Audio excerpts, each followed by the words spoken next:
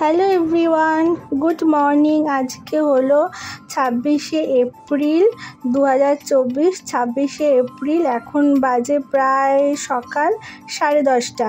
আর আমি কোথায় যাচ্ছি, কেন যাচ্ছি, কিসের জন্য আমি নবদ্বীপ ধাম স্টেশনে এসেছি, সব কিছুই তোমরা আস্তে আস্তে জানতে পারবে। আর ব্লগটা আমার আপলোড করতে প্রায় 1 মাস মতন লেট হয়ে গেল। প্লিজ তোমরা কেউ কিছু মনে করো না।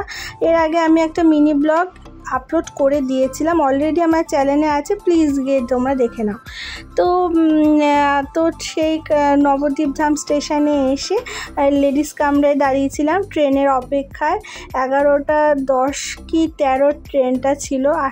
এখন মনে পড়ছে না, প্রায় 1 মাস হয়ে গেল, তো সেরকম মনে পড়ছিল না। আর তোমাদের নিশ্চয়ই মনে আছে যে 26শে এপ্রিল ওই টাইমটাতে কি পরিমাণে গরমটা ছিল, প্রায় 40 থেকে 43 ডিগ্রির কাছে ওই টাইমটা গরমটা ছিল। তো যাই হোক, লেডিস কামরায় উঠে রীতিমতন আমি একদম জানলার ধারে সিট পেয়ে গিয়েছিলাম। তারপরে 3 ঘন্টা ট্রেন জার্নি করে চলে আসলাম একদম হাওড়া স্টেশনে। আর এখানে সবার সঙ্গে দেখা করলাম, দেখা করে চলে গেলাম ফুড কোর্টে খাবার দাবার খেতে। এত খিদে পেয়েছিল, কারণ ট্রেনের মধ্যে আমি কোনো কিছুই খাইনি, ওই একটা পেয়ারা খেয়েছিলাম। তারপরে ফুড কোর্টে গিয়ে একটা চিকেন থালি অর্ডার করলাম। সবাই সবার পছন্দ মতন খাবার অর্ডার করেছিল। চিকেন থালি ছিল, চিকেন 2 পিস ছিল, ডাল ছিল, মটরশুঁটি দিয়ে আলু দিয়ে একটা তরকারি ছিল, আর একটু স্যালাড ছিল, আর একটা দই ছিল। তারপর ওখান থেকে খাওয়া দাওয়া করে হাওড়া স্টেশন থেকে বেরোবো, সেই মুহূর্তে দেখি স্টেশনে দাঁড়িয়ে বন্দে ভারত এক্সপ্রেস। আর ওখানে দেখি বন্দে ভারত এক্সপ্রেস দাঁড়িয়ে আছে, আর গিয়ে একবার সামনাসামনি দেখবো না তা কি কখনো হয়? কবে বন্দে ভারত করে ঘুরতে যাব সেটা এখনও পর্যন্ত নিজেও জানি না। আর ওখানে গিয়ে সবাই দেখি ট্রেনটার সাথে সেলফি তুলছে। যাই হোক, তারপরে চলে আসলাম হাওড়া মেট্রোতে। আর এখানে তো আমি ফার্স্ট টাইম আসছি আন্ডার ওয়াটার মেট্রোটা উঠতে, তো সেরকমভাবে কোনো কিছুই চিনি না। তো ওখানকার অনেক পুলিশ ছিল, ওরা খুব ভালোভাবে গাইড করে দিচ্ছিলেন কোথা থেকে কি যেতে হবে, কোথায় গিয়ে টিকিট কাটতে হবে। খুবই ভালো সার্ভিস ছিল। তারপরে এক্সকেলেটর করে একদম আন্ডার ওয়াটার মেট্রোর কাছে সামনে গিয়ে তার আগে টিকিটটা কাটলাম, 5 টাকা করে টিকিট, হাওড়া টু এক্সপ্ল্যানেড। তারপরে ওখান থেকে চলে গেলাম, একদম ওখানে গিয়ে সাথেই এসে দেখি মেট্রোটা দাঁড়িয়ে আছে, সাথে উঠে পড়লাম। আর এই ফার্স্ট টাইম আন্ডার ওয়াটার মেট্রোতে চলে তো বেশ মজা হলো।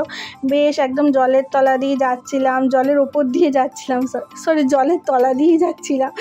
তো যাই হোক, তারপরে ওখান থেকে নেমে পড়লাম এক্সপ্ল্যানেডে। আর এখানকার এবার আমাদের কলকাতার মেট্রোটা সার্ভিসটা বেশ ভালোই করেছে, বাইরে দিয়ে বেশ কাছে দরজা করে দিয়েছে, কারণ মেট্রোতে যে পরিমাণে সুসাইড অ্যাটেম্প হয়, তো সেক্ষেত্রে এই সার্ভিসটা এই জিনিসটা খুব ভালো করেছে যে একমাত্র ট্রেন আসলেই গেটটা খুলবে, না হলে সবসময় গেট বন্ধই থাকবে, যাতে কোনো রকম দুর্ঘটনা না ঘটে। তো তোমরা এতক্ষণে নিশ্চয়ই বুঝতে পেরে গেছো যে আমি কোথায় এসেছি। প্রায় 1 মাস আগে ছিল KKR ভার্সেস পাঞ্জাবের খেলা। তো চলে আসলাম ইডেন গার্ডেনে, এখানে KKR ভার্সেস পাঞ্জাবের খেলা দেখতে। খুব ভাগ্যবশত আমি একটা টিকিট পেয়ে গিয়েছিলাম। তো প্রায় 1 সপ্তাহ তো হয়ে গেল, KKR তো IPL জিতে গেছে। তো আমার ভিডিওটা পোস্ট করতে অনেকটাই লেট হয়ে গেল। আমার তো মিনি ব্লগ অলরেডি আমার ব্লগ চ্যানেলে আগে থেকে আপলোড আমি করে দিয়েছিলাম, তোমরা গিয়ে পারলে দেখে আসো। তো চলে আসলাম আমরা ইডেনে। আর বাইরে এত গরম, আর ইডেনে গিয়ে খেলা দেখবো, সে এক্সাইটমেন্টটা কি বলবো, এতটাই ভালো লাগছিল যে এতটা গরম সেরকম গায়ে লাগছিল না। এখানে প্রচুর জার্সি বিক্রি হচ্ছিল, আমিও একটা আমার জার্সি কিনে নিয়েছিলাম। 150 টাকা নিয়েছিল বলে অনেক কমিয়ে তারপর 150 টাকা দিয়ে একটা জার্সি কিনেছিলাম। তারপরে তো ওখানে পরার তো সেরকম জায়গা পাইনি, তো ব্যাগ করে নিয়ে আমি চলে গিয়েছিলাম একদম ইডেনের সামনে। ইডেনে গিয়ে ওখানে গিয়ে প্রচুর পরিমাণে ওরা সিকিউরিটি চেক করে।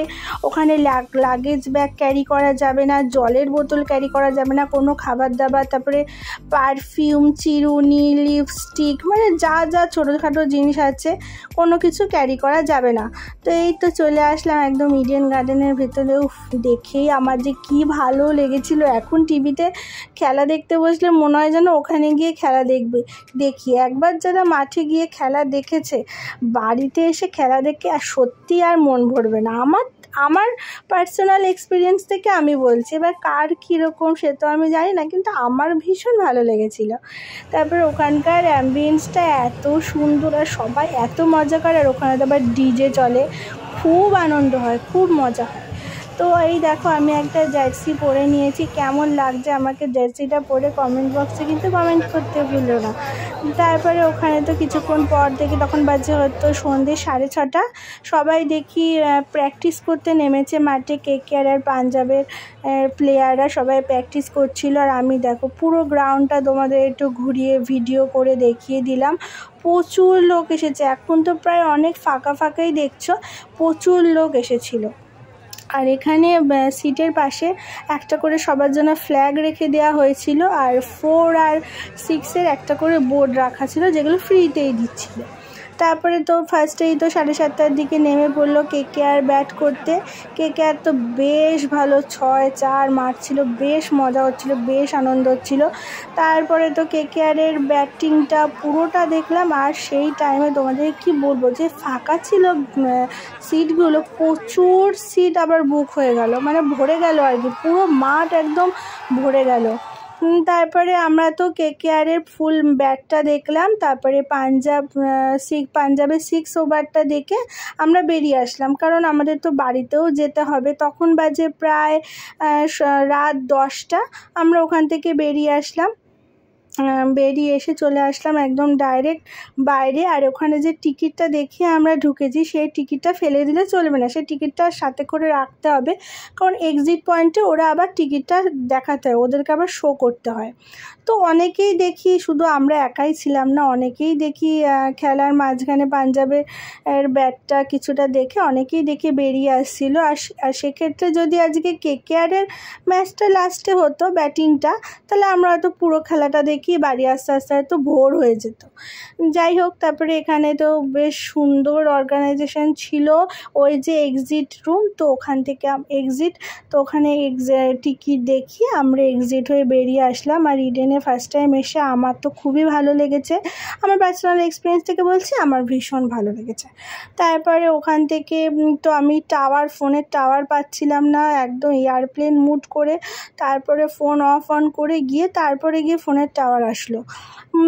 তারপরে ওখান থেকে বেরিয়ে আসলাম, আর ভীষণ টায়ার্ড লাগছিলো। এবার তো সকালবেলা থেকে এবার বেশি গরম লাগছিলো, কারণ ভালো লাগছিলো না ওখান থেকে আসতে, মনে হচ্ছিলো পুরো খেলাটাই দেখে আসি। তারপরে ওখান থেকে ট্যাক্সিতে উঠলাম, ট্যাক্সিতে করে চলে আসলাম হাওড়া স্টেশনে। জাস্ট 5 থেকে 10 মিনিট লাগলো হাওড়া স্টেশনে চলে আসলাম। হাওড়া স্টেশন থেকে ট্রেনে উঠলাম, ট্রেনে উঠে চলে আসলাম নবদ্বীপ।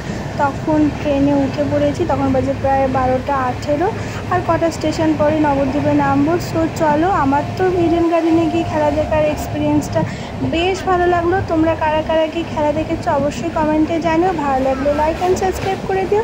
Tata, by.